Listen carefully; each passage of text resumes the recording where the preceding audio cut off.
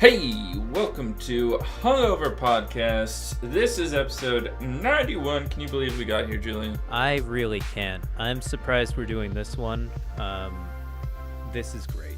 I'm really excited. I'm really excited for this podcast. It's going to be a fun one. It might not be as long as our last one, but to hell with that. We talked too long last week. I think agreed. Nobody even listened to 30 minutes of it. I know. I didn't listen to 30 minutes of it. I never listened to me talk. So there we go. God, editing Let's Plays. Well, I'm not editing rag. anything. I'm glad I don't do those anymore. Haha. Just kidding. I want to bring them back at some point. Oh no. Oh, the Let's Plays? Yeah. I'm so tired all the time now. It's a lot of effort, but I think they're a lot of fun, and they really give us a creative outlet on youtube.com/hungovergaming.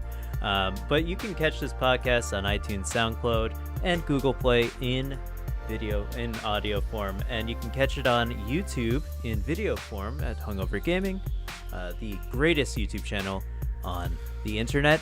And of course, you can catch it live on twitch.tv/jujubesgood, where you can come be part of the conversation.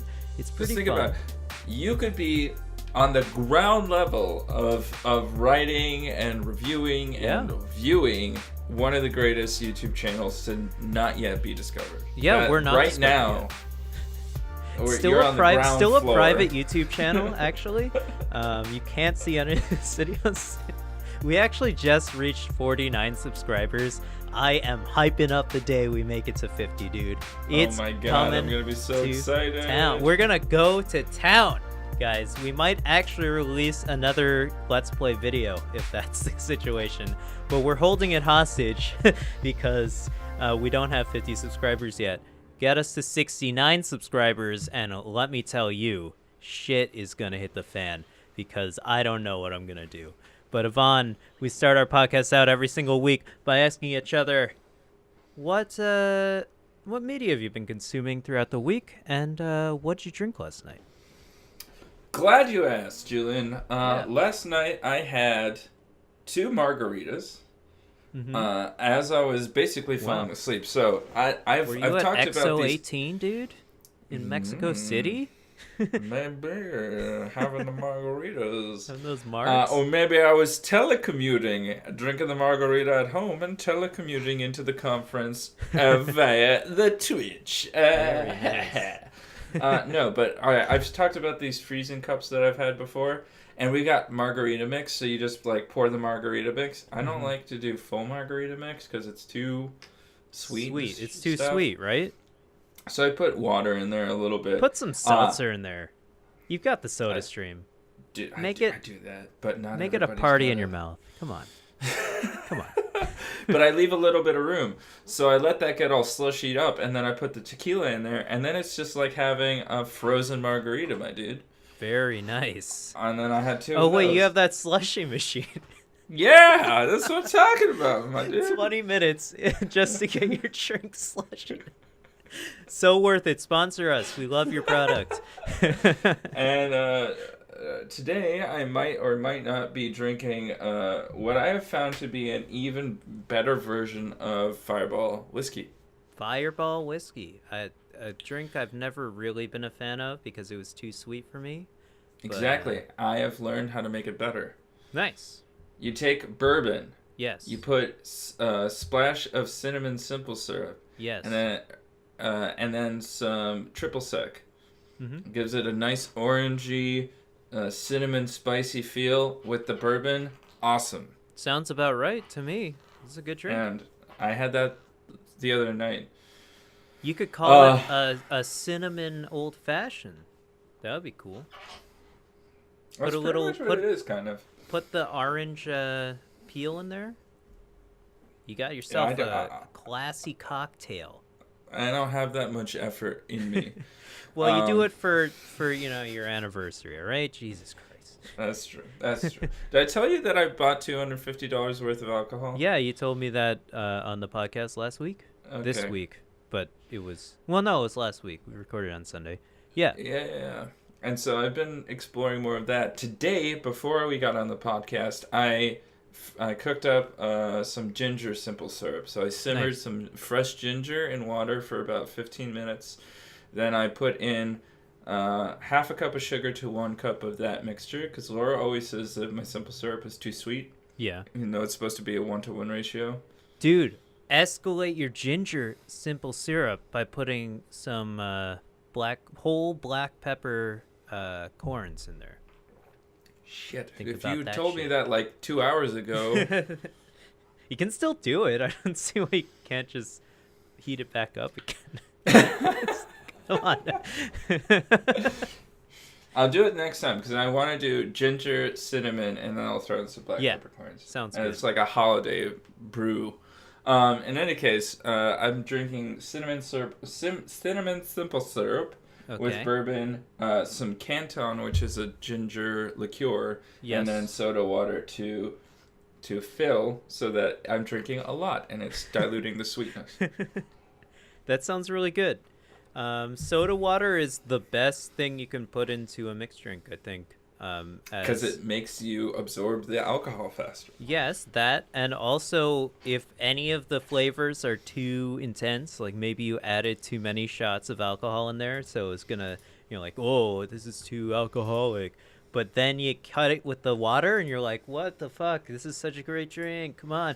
Too sweet. This is how a Ruski standard can always be good. Exactly. Just keep adding that soda water. It'll be good eventually. Don't worry. What else have you been doing this week? I watched half of Black Klansman. Nice. Because I fell asleep.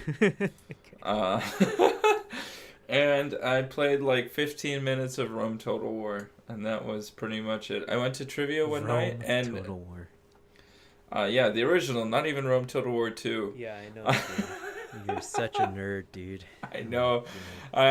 You can spend way too much time in that game without even knowing that the clock is passing. It's literally the worst. Just play Civ 6. It's too complicated. Civ 6 is very complicated. You're right. Rome Total War is a little less complicated. Yeah, I like that game. And then tonight I'm going to an art show. Hopefully. Oh. Very cool. Yeah, there's like over 100 artists are displaying work at a local By the way, collective space. Ivan, we just fucking hit 50 subscribers on our YouTube channel. Thanks to Zach Reese subscribing to us on YouTube just now during the stream. You the man. Thank you so much for putting us over the threshold. We hit that ceiling. We're going to the top. We're coming for PewDiePie. Let's go. Sorry.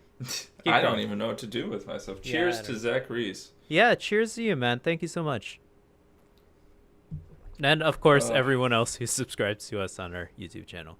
We did fuck them. We just want to celebrate Zach Reese.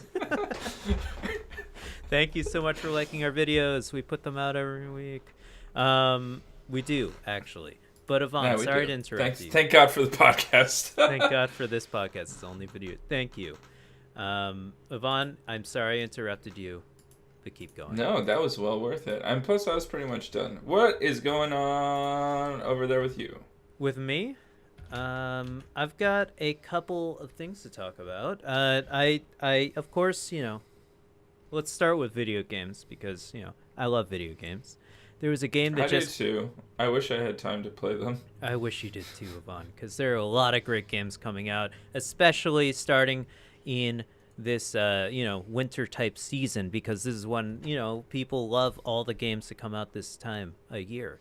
There's this game that just came out, of course, on Friday, November 9th. It is called Tetris Effect. It finally came out. I've been waiting for a while, and I played the demo last weekend. I was completely convinced that I needed this game, and then I played it this week on Friday, and I am completely convinced that this is the best Tetris game to have ever been made. It is so amazing. It's got all these modes that you would expect from a Tetris game. It's got the classics like Marathon, whatever else there is in Tetris. I don't really care. It's not, there's like, you gotta clear a certain amount of lines within a certain amount of time, that type of thing. But where this game sets itself apart is in visuals and audio experiences. So this game is all about getting into the zone, as it were, as it is also a PSVR game. So it's totally about secluding you and immersing yourself in playing Tetris and just going to town until your eyes bleed, because the visuals, the combo between visuals and audio in this game is really great. It's sort of got this like very like soothing soundtrack, I would say. It's very comforting, and it's got these it's got vocals, it's got a nice beat going on. It's not the typical Tetris what's it called, soundtrack, where you got da da da da da da da, that the Tetris theme. I haven't we've encountered evolved that beyond song. The Soviet the Soviet soundtrack. I haven't heard that one once in the game yet. I thought it would be somewhere, but I guess it's not. And the visuals are really like super saturated neon colors that this really come on like black backgrounds on some of the stages, and then there's like really bright areas, and the Tetris blocks all obviously change colors and things like that. But there's this really cool addition that they added to it. Once you've filled up this meter that's in the bottom left of your screen, you can activate it, and it's called zone mode, I believe. And basically what it does is it keeps everything on screen, and the idea is the meter will start ticking down. If you have full meter, I think you have like a total of 20 seconds or something. And the objective is, as always, to clear as many lines as possible. But it stacks them up, so every line that you clear then automatically goes to the bottom of the screen. And the idea is to keep clearing the lines, and it adds it up to a super combo. And you get like a dodeca Tetris, which is kind of the most ridiculous thing. Dodeca Tetris. And it's really it makes all the music stop when you activate it, and it makes you hyper focused on what you're doing, and it's like a really great experience. It's honestly one of my games of the year so far. Like, I just realized it's such a good game. It's amazing. I can't. Can you tell me how it was decided that it would be called a Tetris? Tetris? Was that like an original thing? Like when you get the Shouldn't four... you know? You're Russian, man. I don't know. Yeah, I don't think that was an original gambling thing. Yeah, also, I don't know my why... mom is super good at Tetris. She would like this game then. I would show it to her if you can. I think, I mean, obviously you got Tetra, the prefix there. Obviously there's 4 blocks to every piece. Tetramino, I believe they're called. And then Tetris, I'm not sure how they came up with that. Maybe they just thought it sounded cool. But I don't know. It's obviously not a Russian word or a word at all, but now it's a word, I guess. But I definitely love this game. I think it's really fun, and if you want to buy Tetris again, Tetraminos refers to the being 4 blocks. Yeah, there's 4 blocks in every piece. Gee, Did you not know that? Like, make that connection. Holy shit, dude. I'm a fucking moron. The next level thing, though, that pros actually use is what's called a T-spin. I still haven't really figured... This is how much of a Tetris noob I am. But T-spins are like how you make your score extra high, like get the extra bonuses on score and do some sick techniques. But yeah, I don't know. The game is really crazy. There are professional Tetris players out there. I saw. There was a young... I think he's 18 years old or 16 years old. He beat the Tetris champion just recently. I think it was 2 months ago. It was on Twitch. I was watching it when it happened. It was mesmerizing. You were watching? Yeah, exactly. And you weren't even playing the game. So that feeling that you had there is every single time you play Tetris Effect, I assure you. that game is super cool. It's very it's really good at getting you to just focus on the game and completely shut out everything else. And I think it's like a very relaxing game to play, and I think that's a really cool niche that it's carved out in video games, in this crazy hellhole of the fall season, winter season of gaming. That's Red Dead Redemption, Call of Duty, it's Tomb Raider, Super Smash Brothers, Pokemon, all that shit's coming out soon, and holy shit. The other game I've been playing a lot of is Dark Souls, because it came out on Nintendo Switch. I've been actually seriously contemplating trying to beat this game for the first fucking time. I've bought it like 5 times, and I've never beat the game. But it's such a fun game, and now I actually understand the stats. I actually understand how your stats scale with weapons, so how much damage you can possibly You understand output. that shit? I actually understand it now, or at least for the first Dark Souls. They change it in other Dark Souls, so I literally thought that was just like nonsense. That it was just like it really didn't matter what you did. It was just like, we're gonna fuck you. You're gonna pretend that you have some sort of like agency leverage over what's going on. But really, there's nothing you can do until we decided to unfuck you. Well, I made it to like around the middle or the second half of the game. They throw a boss at you called, there's actually 2 bosses that you fight at the same time, Smog and Orenstein, or Smog and Orenstein, whatever you want to call them. Smaug. They are the fucking worst, and I have been stuck in them for quite some time, and it's in the fucking middle of the game. They just decided to throw you the most difficult bosses in the middle of the game. Weren't you just telling me that you are like good at Dark Souls now? Yeah, that's what I thought, and then you were like, "Oh, I just beat a boss while I was talking to you." I did beat a boss while talking to you Souls. Without being hit once, so I think I did pretty well for myself. Coming from nothing, I've come this far. I'm not stopping. I'm gonna train. I will grind out the souls until my stats are too powerful for Smog and Orenstein. Next up, Ivan, we're done talking about video games here, all right? Let me tell you about a show that's on Netflix that I've been getting into. It's called Ugly Delicious. I believe you've heard of it, maybe. Oh, I thought you were going to talk about Chris Pine's dick. Yeah. I don't know. The new movie, he's an Outlaw King or whatever, Rebel King or whatever. What? Outlaw King, the new Chris Pine Netflix movie, apparently is a whip out the dick scene. Oh, he's got one of those. What was the movie? It wasn't Borat. Borat Sacha had Baron... a lot of dick. Oh, was it Borat? No, it was the one where he's... Bruno, had yeah, the spinning and he just one. like whack. This is like, woo! It's a party in there. Anyways, Ugly Delicious. You know who David Chang is? I do know David Chang. Momofuku, or whatever. Yeah. Restaurant He's on Bill Simmons' media a lot, The Ringer. I listen to the podcast there. Cool.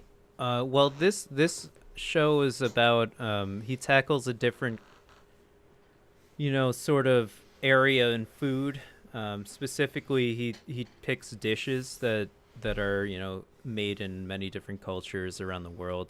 Like, for instance, the first episode is about pizza, and so he really delves into a lot about what tradition is, what authentic means, and also he challenges why people stick to that type of thing so much.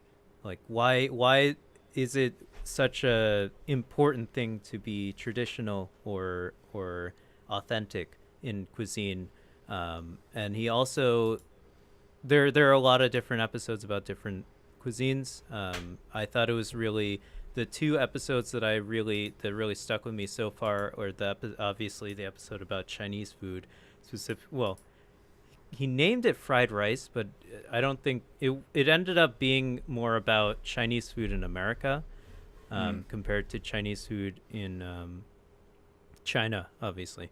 And I thought it was a really it was a really important episode. It was sort of like searching for General So, I guess. I was gonna say, is it a good companion for that? Yeah, definitely. That episode's a documentary? great companion for it. It discusses a lot of the racism that people, associate or that the Chinese faced when they were first coming to this country, and that was still talked on in General So's as yes, well. Like exactly.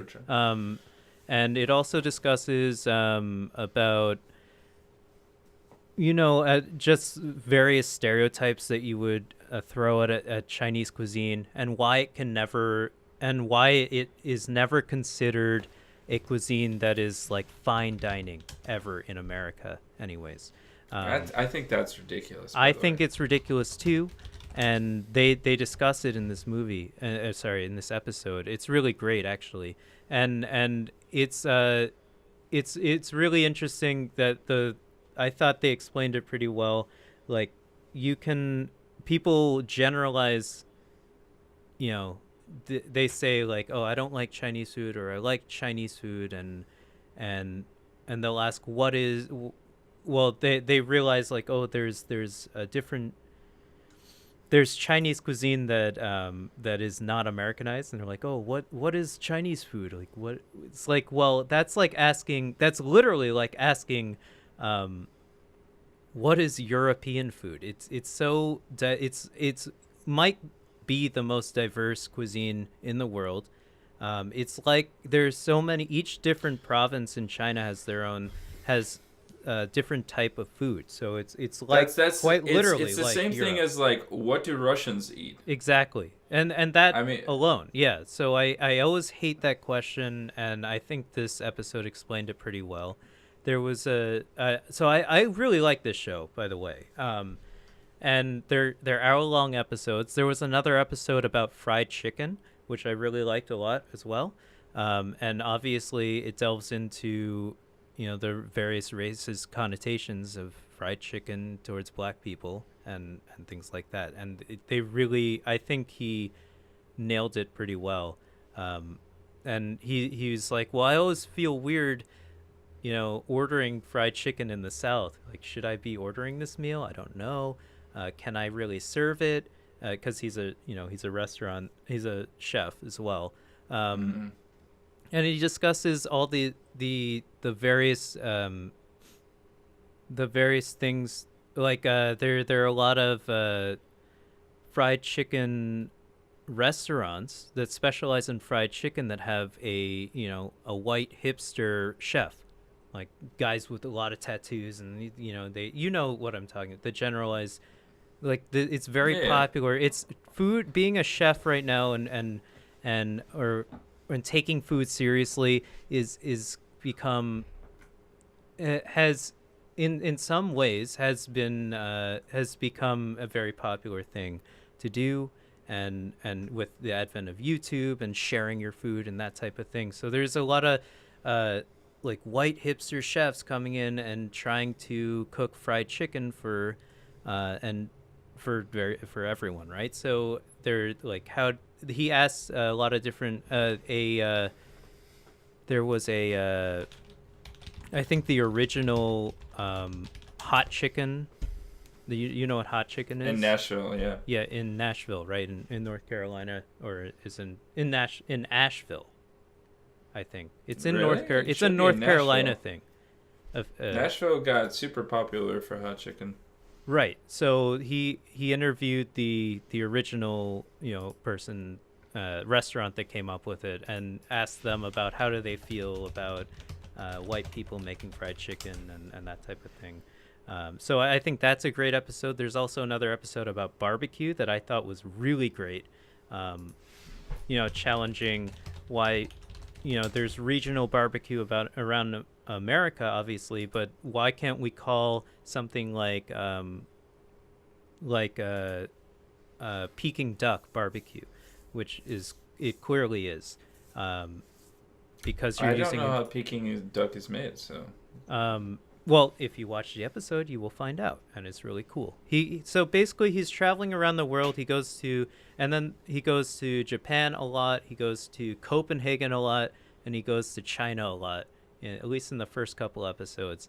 And of course, I like it because every episode starts in America as a starting point, because obviously the food in America is has really, diversified itself because of the amount of immigrants we get, and that type of thing. So I think that's what really inspired him about this show, and I think it's a really cool show about food that you learn a lot. I think that's also one of the reasons that like both of us are drawn to like cooking in a way that like I know for you being a chef is going to be something that you are intensely curious as a profession. Yeah, I want to try at least. I'll take a chance.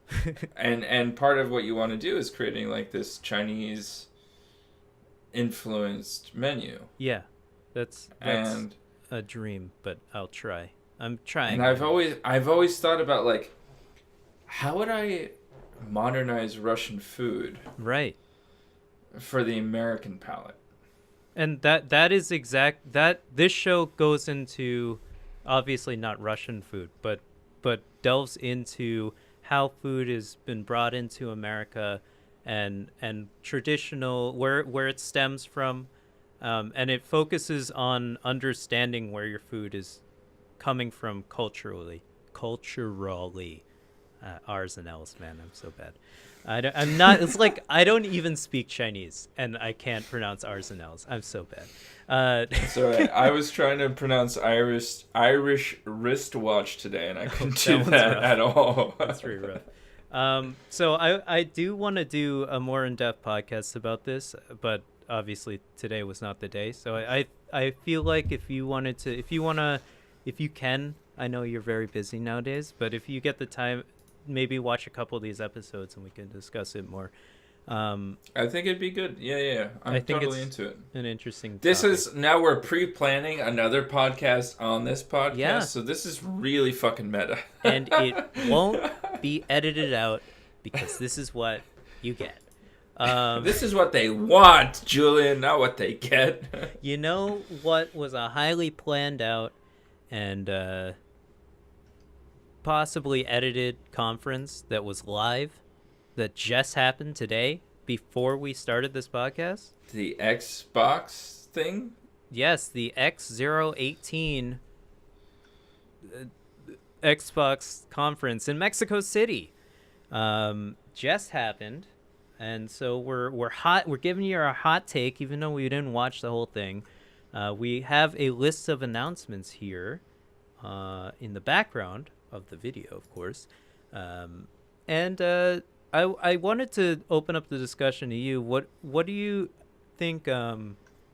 We haven't really heard much from Microsoft and the Xbox team, and they're a huge player in the video game space right now. So there are typically, when you think of video games, you associate video games with console gaming and PC gaming.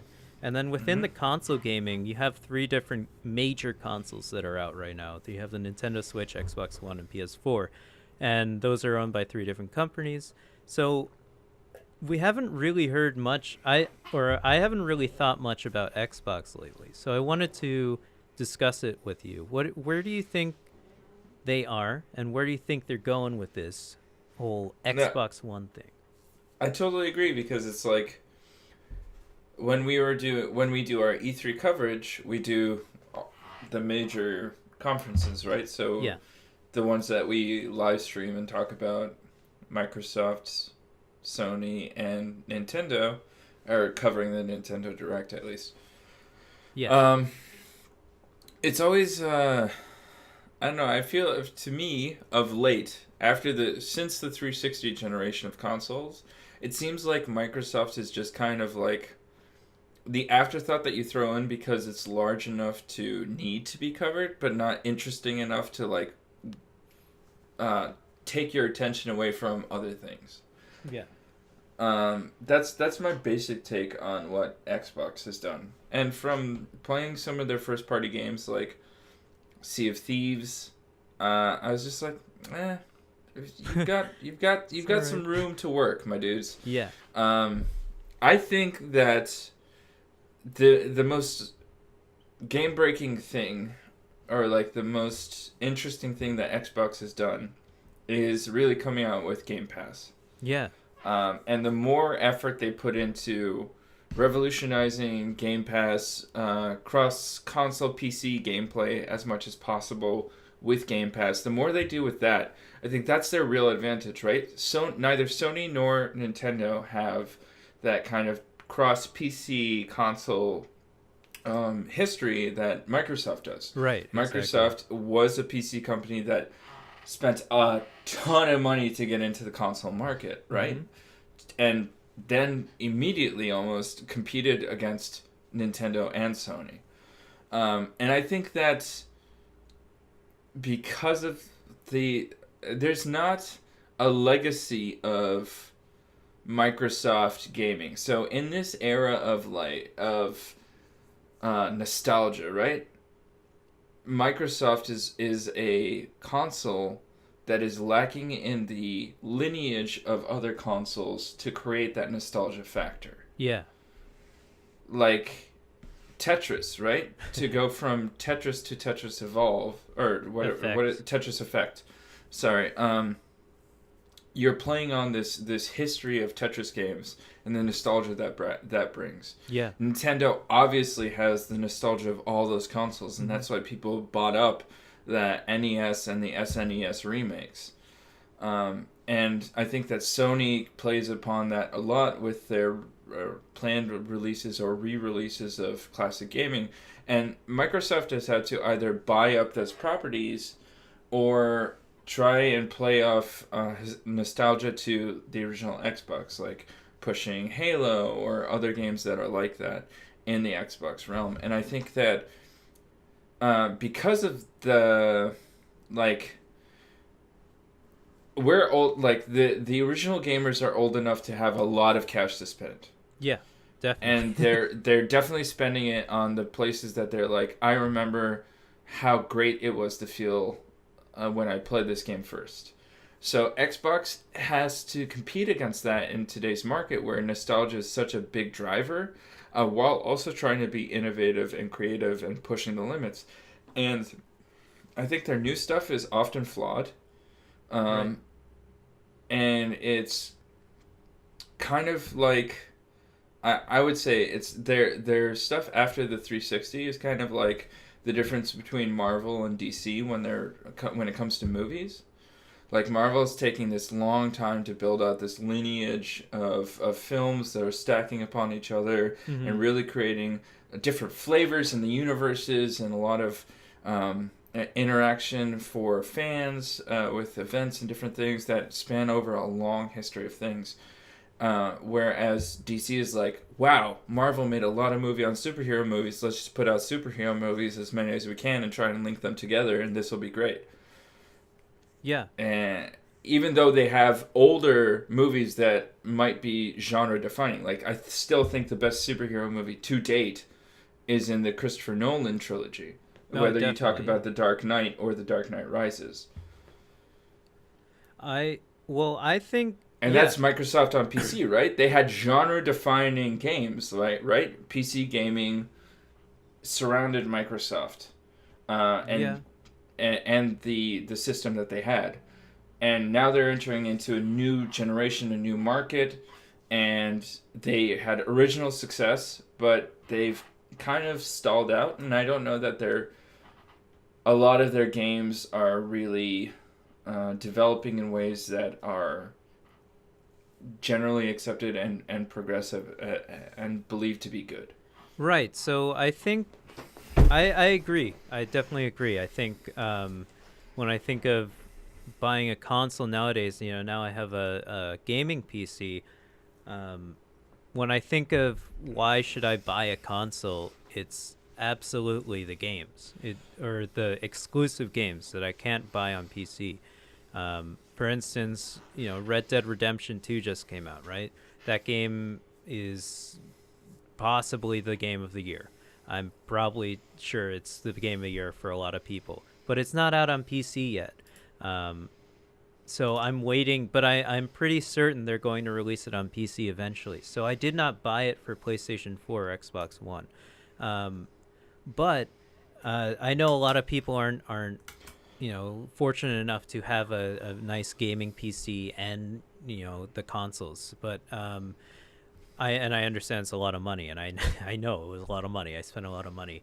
But really, where Xbox is right now, I think, is that they have a console in the Xbox One and the Xbox One X that is, or at least in the Xbox One X situation, is quite frankly, it is a gaming PC. It's as powerful as at least the average gaming PC on the market right now, in terms of components. So, or better. So they have a really powerful piece of technology that plays a lot of games that you can also play on PC. But it doesn't have anything that I'm excited about, right? It doesn't have anything that shouts that I need this piece of hardware, right? There's nothing pushing me as somebody who doesn't own an Xbox to be like, God, I need to get that so that I can play this version of that game. Absolutely. But in terms of consoles, for the PS4, for instance, I can, you've got Uncharted 4, Horizon Zero Dawn, the new Detroit Become Human. We're gonna get The Last of Us 2. It already has The Last of Us 1. It has Tetris Effect. That is actually an exclusive game. It has Persona 5. It has, and I mean, I just named 7 games right there, but there also has Spider-Man just came out. Like, these are games that you actually can't play anywhere else. I mean, some of those you can play on PlayStation 3. But that being said, also has Bloodborne. That was a great game. Those were amazing games and totally defined this generation for me. Those games that I just mentioned, those were all amazing. I actually didn't play Detroit Become Human, but all those games have defined me as a gamer in the past 5 years, honestly. Those were some of the best games I've played as a gamer. And so that's enough of a reason to buy a PS4 alone. Not to mention you get everything that the Xbox One X can play, except for like Halo 5 and Master Chief Collection. So that being said, like right now, I think Xbox as a company, or a subset of Microsoft as a company, has really accepted this fate. So they've accepted that they're not going to be able to get a bunch of exclusives out, which is really what drives sales of consoles. As you can see, the Nintendo Switch is selling a lot of games that are pretty much exclusive games. Like Mario Kart 8 is it's an exclusive Nintendo game. So that being said, Microsoft is planning for the future. I assure you, they've sold the Xbox One is not a failure by any means in terms of sales. It sold at least 30, I believe, million consoles, which is quite a lot. If you compare it to PlayStation 4, they just announced that they sold 87 million consoles, I believe. And so Microsoft is somewhere between 30 and probably 50 million consoles sold. So that is quite a lot of consoles sold, and I assure you they've made their money back. But they're definitely doubling down on services right now, making sure Xbox players are comfortable playing on their Xbox One, and they don't really have to go reach out anywhere else unless they want to play an exclusive game.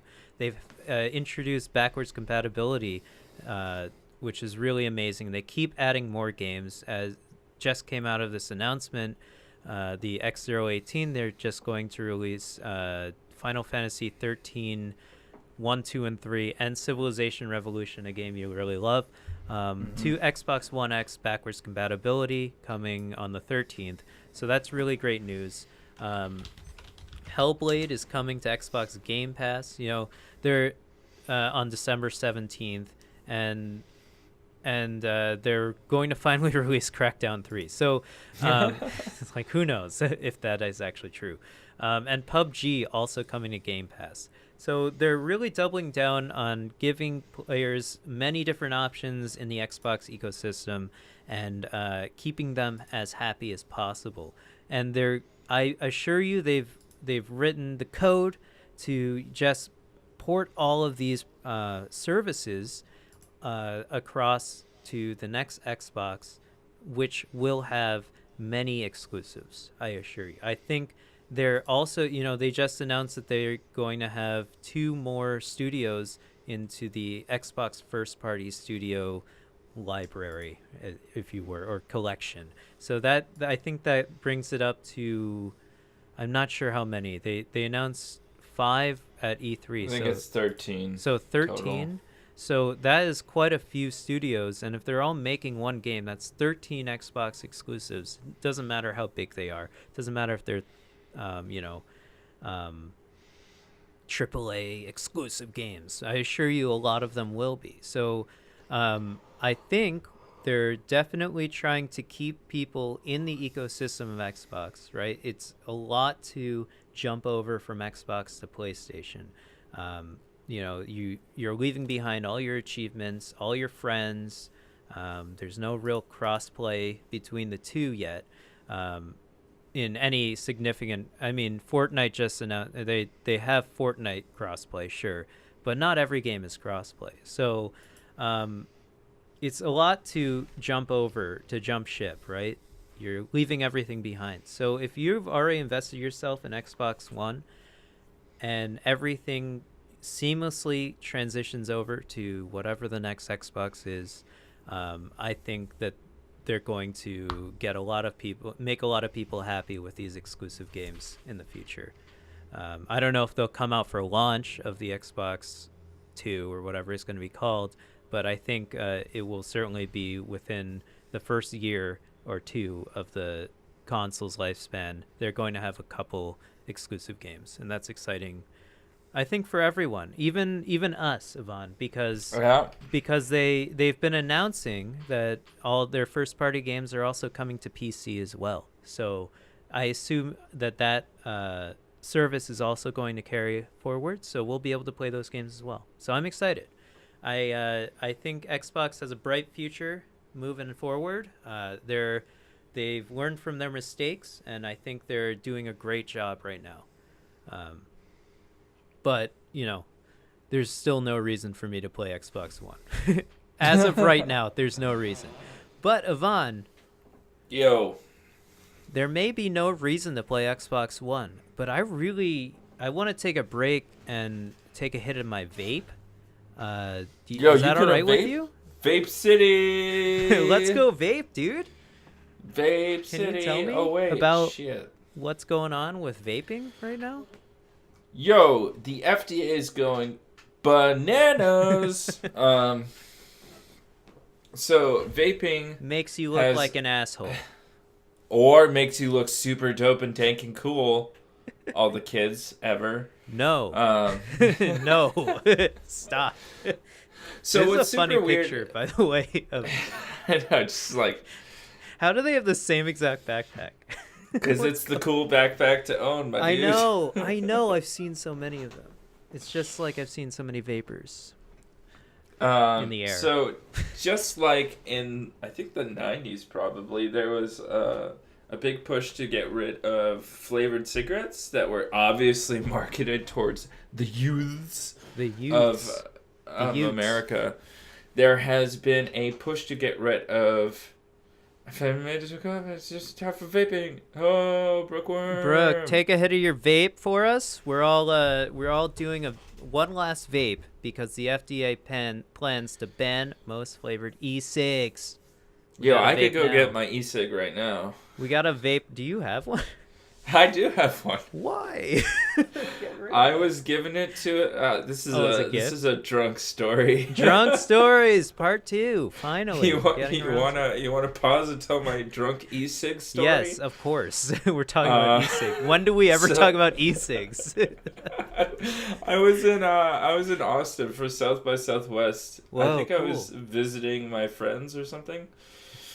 And so we got pretty fucking drunk, and we were wandering around somewhere. We hopped from bar to bar to bar to bar, and the last bar we ended up at, it was only like 10 o'clock too. I was just hammered beyond my mind.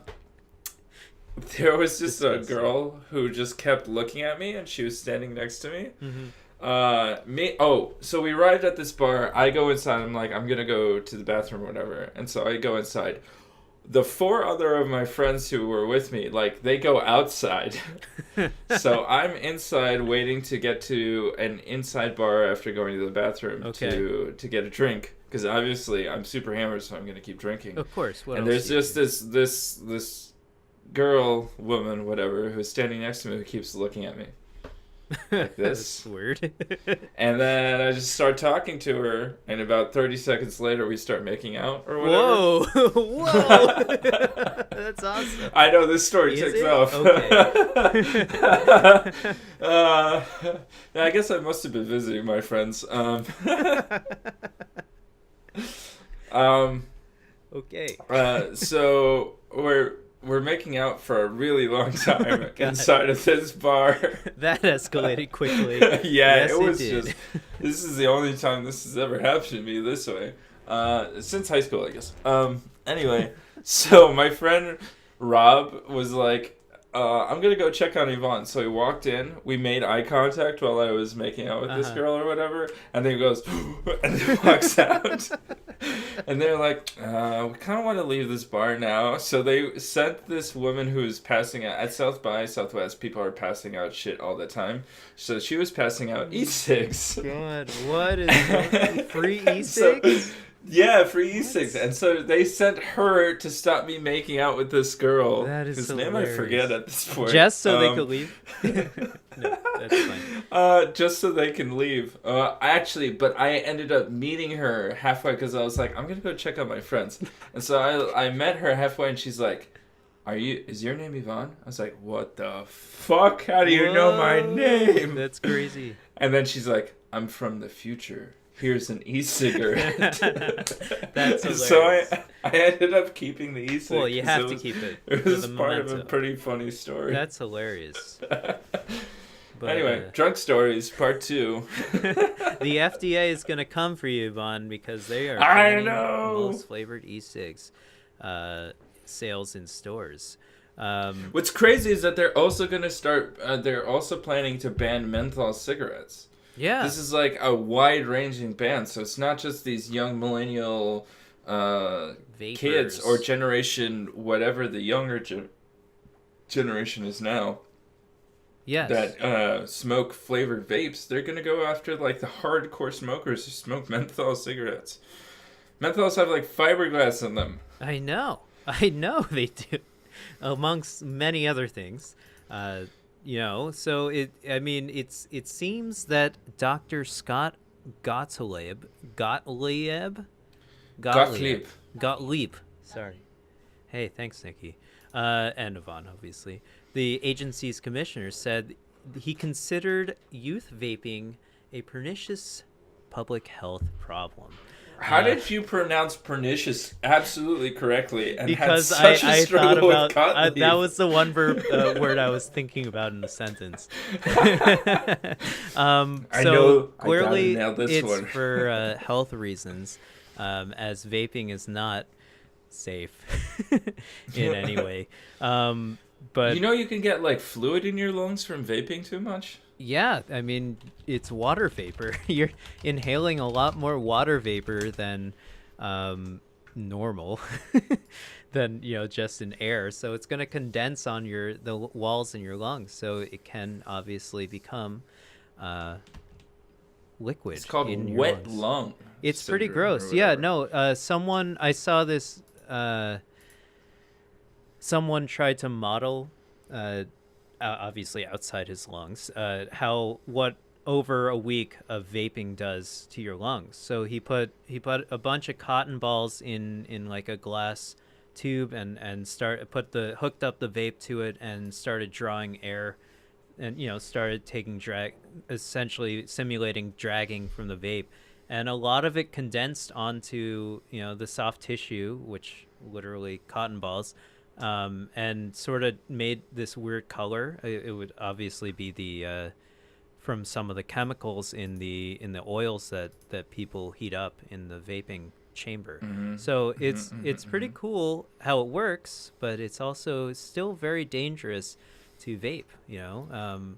Sure it gets rid of a lot of the toxins of breathing in smoke, but it's still, these things are fairly new. We don't have decades of research, longitudinal research studies on the effects of e-cigarettes. So I think it's really forward thinking that the FDA is just shutting this shit down now, so soon, and they're taking preventative measures. Surprisingly, the FDA, impressive.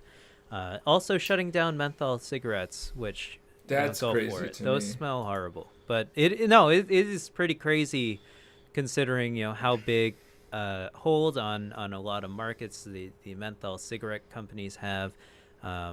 What is Duane Reade gonna do? They make so many sales. Is this gonna affect? Do you think shutting down such a large segment of cigarette sales is gonna shut down affect pharmacy store sales and little gas station sales across the country? Do you think they'll take a hit? Gas station for sure. Yeah. But people, well, here's the thing, right? Like, people will just switch cigarettes. I feel like if you're addicted to something, you're just going to keep being addicted to that. That's true. You can smoke a different cigarette, or you can import them from China. No big deal. One of my friends that went to China, he bought a whole carton, $100 cigarette carton of cigarettes from China. He's still smoking them. Like, he went there so long. I mean, that's great. I mean, it means that he hasn't went through all of them, but I worry for him. Stop smoking. But it's bad for you. But yeah. Yeah, but they have weird flavors. Like, it says chicken and waffles was a flavor. There's a chicken and cigarette. Waffles cigarette or e-cig? Yeah.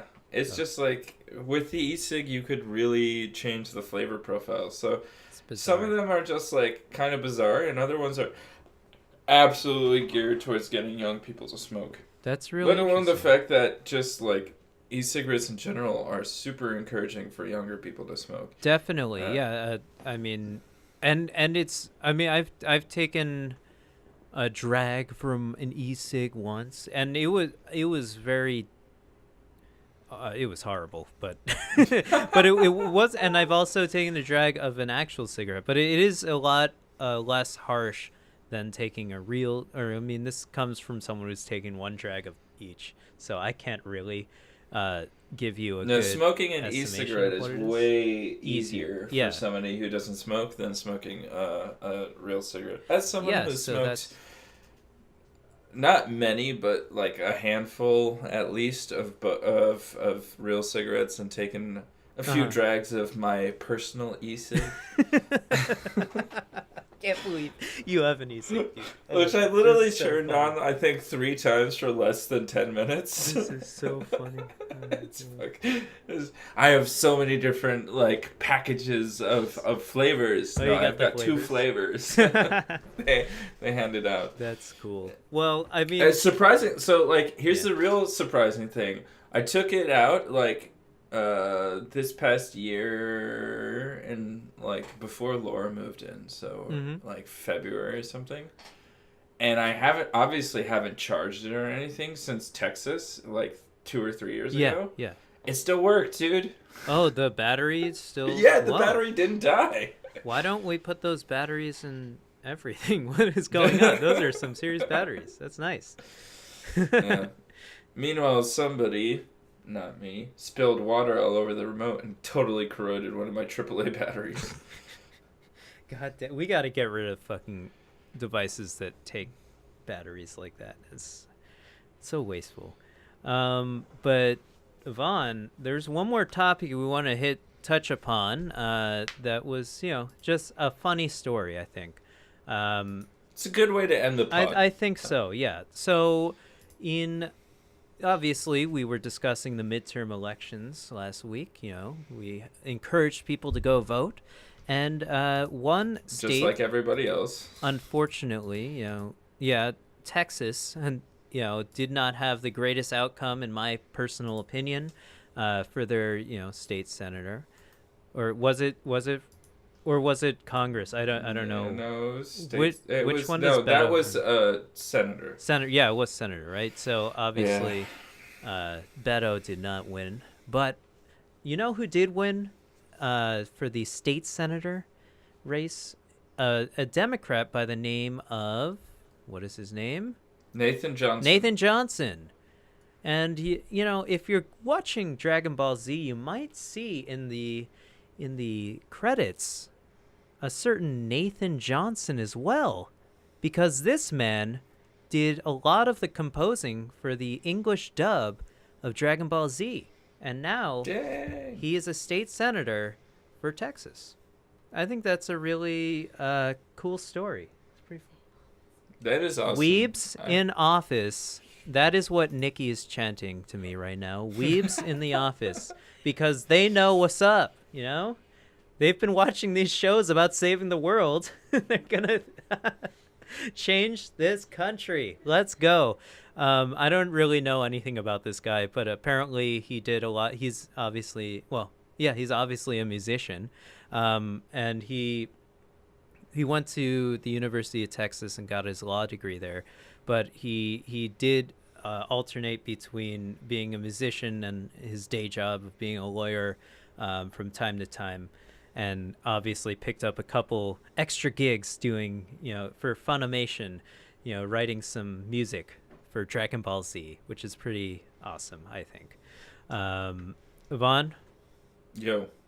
I think that's one victory we can count on for the U.S. State Senate, Or, sorry, the State Senate of Texas, specifically. I think that's really cool. I'm glad. I hope more people watch Dragon Ball Z, because it's one of my favorite shows. But I also have a song for you guys, because it's the end of the podcast. And we end our podcast every single week by asking you, the viewer or listener, to send in your music for, to play at the end of the podcast. This is a really good way for you to freely advertise your music to all 50 subscribers that we have on our YouTube channel. We made it to 50 subscribers. We're the best. I think it's safe to say that we are indeed the best. But we are.